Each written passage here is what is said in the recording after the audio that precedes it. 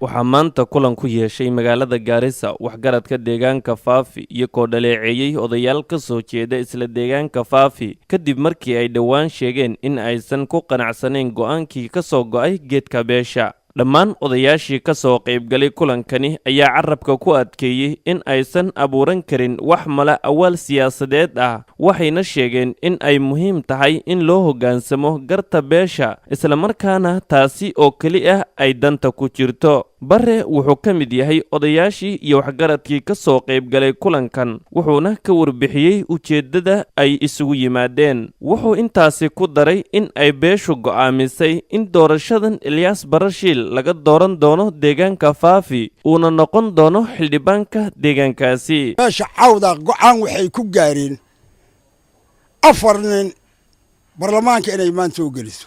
Go'aanka cawda weyn uu ka dhamaaday.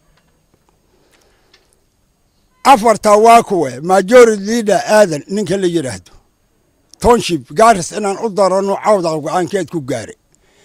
Ilaahayna waxaan ka rajaynaynaa waxa cawda uu doonay ninka asaga uu la doonay hatta 10 sano dambe han noqotay in Ilaahay nagu guuliyo Ilaahay ka rajaynayna. Midda kale waxa way gafana waa cali buna uu ninka la yiro cawda go'aan wuxuu ku gaaray koore iyo kalbiyo maanta inuu waxba u kala hal cali buna sidii uu gambarka ku soo gal lahaa talaabadeed inuu qaado cawda go'aankeed ku gaaray.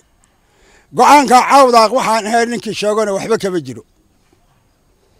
midda kale waxa way gambarka balanbala iyo gambarka Faafi cawda mahad baan u celinayna salaan dheer baan salaamayna. gambarka Faafi wuxuu noogu soo celiyay imbigayna hore Ilyas Barashiil ninka la yiraahdo kontonka sana ee Kenya bandiirada ay saarneed waxaana gaarin baan gaarnimaan Ilyas markuu gambarka noo soo galay.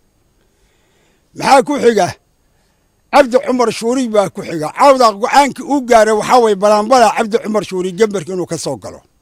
sidoo kale waxay odayaashu qalinka ku doogeen in loo hoggaansamo go'aanka geedka beesha.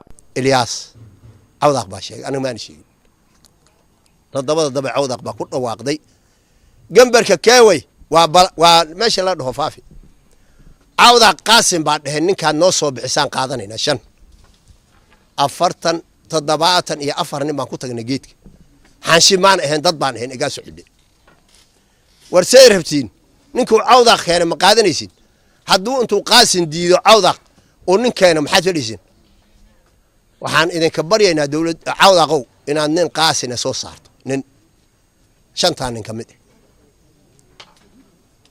haddii uu had dar noqdo afka la maamulay waa midkaad shala ku dhawaaqday awar wareegina laanka soo haddii aan hay Ilaahay waa kuna Qaasim Cabdikin aan hay arintii 70 iyo intaas soo qofan ku geeyna meesha ay dhahan geedka hadalkan maanta meesha la tagay ninka Cumar Shuruur la dhihi baa yiraahday ninku raba ahaaday cawda qaw ay qadinayse hay qadinin nin alla ninka rabto soo bixisay kii asaga ha way kan maanta la keenayo ordo banaan ordo hadalka ma raacsanin walaalayaal annaga hadaan cawda baana midnimada cawda baana keenta meeshan iyo Garisooyno iyo meesha ay dhahan balanbala inta u dhaxayso cawda wuxuu keenay baana keena. Cabdi Wali Cabdi Maxamed wararka STN Gaarisa.